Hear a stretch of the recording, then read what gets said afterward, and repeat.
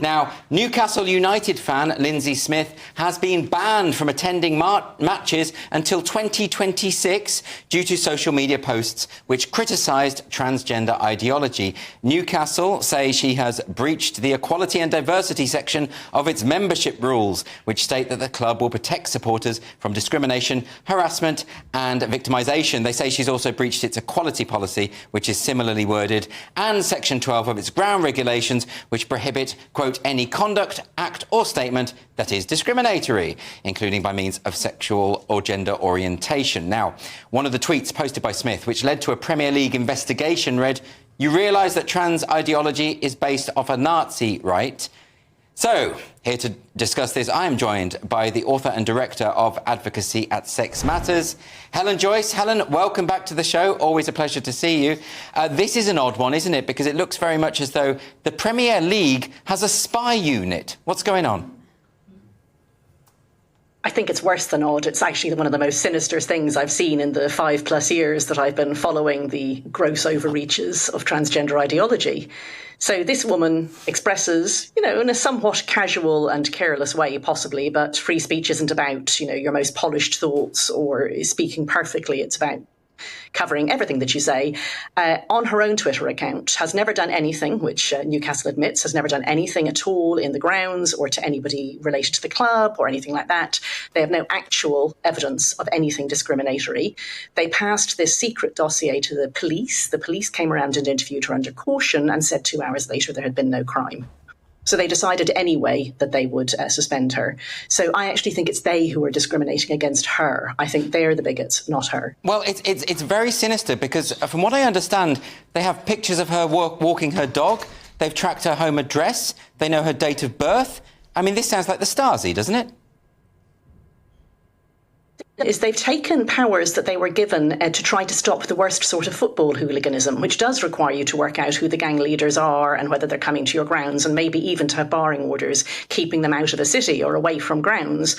And some little tin pot totalitarian somewhere has thought that that's a great tool that they can use against anyone they disagree with to intimidate. As criminologists say, the process is the punishment. So this woman who has done nothing wrong, nothing at all wrong, whether you agree with what she said or not, that's not the point. The point is she's perfectly entitled to say it.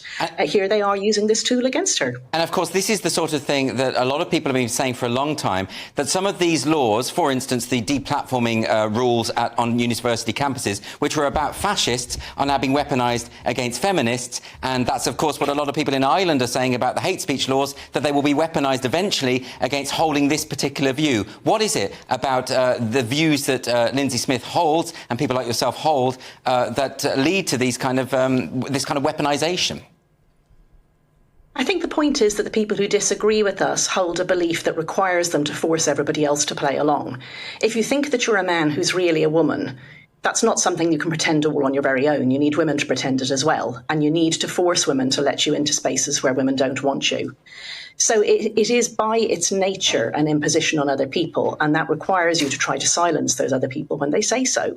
So what Lindsay Smith is saying is very inconvenient for any man who wants to force women to treat him as a woman. And that's why she has to be silenced. Now, it's very interesting that you talk about how the club are the ones who are really guilty of discrimination. I was under the impression that since the for-starter ruling, the idea that there are two biological sexes and the belief that there are two biological sexes that are immutable is protected in law under the Equality Act. Am I wrong about this? No, you're not wrong at all. And there have been a bunch of employment tribunal cases and other legal actions since that have demonstrated again and again that that is the case. So there's now a substantial body of case law that not only can you believe this, which, by the way, is the truth, but you can also say it. You can manifest it. I think the nearest legal analogy is probably Joe Cherry, MSP MP, who was dropped by an Edinburgh venue called The Stand because the staff said she was a bigot for being a lesbian who believes that lesbians are women who like women, not women who like men who say they're women. And they said they wouldn't work there. So she got a very eminent KC's legal opinion and the Stand backed down and let her show go ahead. I really think Newcastle has got the wrong end of the stick here, and I look forward to seeing what happens next. So do you think this might be the straw that breaks the camel's back, if you like? And so far as a lot of people have been seeing this and thinking, how can this really be going on? Might this be the thing that finally turns the tide? No, I think it's going to take a lot longer. If you look back at previous occasions where the law started to clamp down on bigotry, because let's face it, this is what Newcastle is being. It's being bigoted. For example, when they brought in the Race Relations Act or they brought in the Sex Discrimination Act, it took approximately 10 years for employers and service providers to understand that they actually couldn't discriminate against people on the grounds of race or sex. I'm very worried it's going to take us about 10 years to get employers to understand, employers and service providers to understand that they can't discriminate on the grounds of believing in the reality and immutability of the two sexes. Now, perhaps, Helen, just to give the other side, there was one fan, a Newcastle fan, who complained about Smith specifically and said, this is a quotation, "If I were trans, I would feel extremely unsafe had I to share a space with someone so openly transphobic. Many of her tweets revolve around the LGB movement, a trans exclusionary and discriminatory movement for members of the lesbian, gay and bisexual community to deliberately exclude and aim to discourage and discriminate against the transgender community." What do you make of that kind of complaint? I can imagine that some trans people might feel unsafe because they've been told that people who disagree with trans ideology are hateful. It's as if you told everybody who believed in Christianity or everyone who believed in Hinduism that the entire rest of the world was out to get them, and then introduced them to somebody who wasn't from their religion. They might feel scared. I have no animus towards trans people. I just don't think that people can change sex. So I blame that sort of fearful reaction on the people who lie about other people's beliefs, like Newcastle United. And that's a really key point, isn't it? Because we've seen this bizarre hostility towards, people like yourself and also J.K. Rowling and anyone who stands up for women's sex-based rights. But what do we do when this idea of just dismissing people as transphobic and hateful simply for holding these beliefs is so prevalent?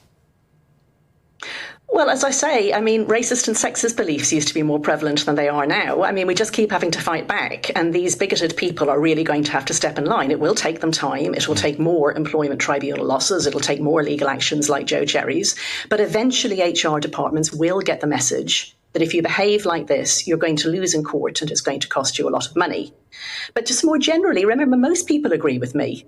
Most people don't realise what the trans movement is demanding. They don't realise that it's demanding that they personally lie and give up their rights. So once everybody realises that, the great majority of people who know perfectly well that sex is real won't stand for it. I really don't think so. Well, very interesting. Helen Joyce, it's always a pleasure to have you on the show. Thank you very much.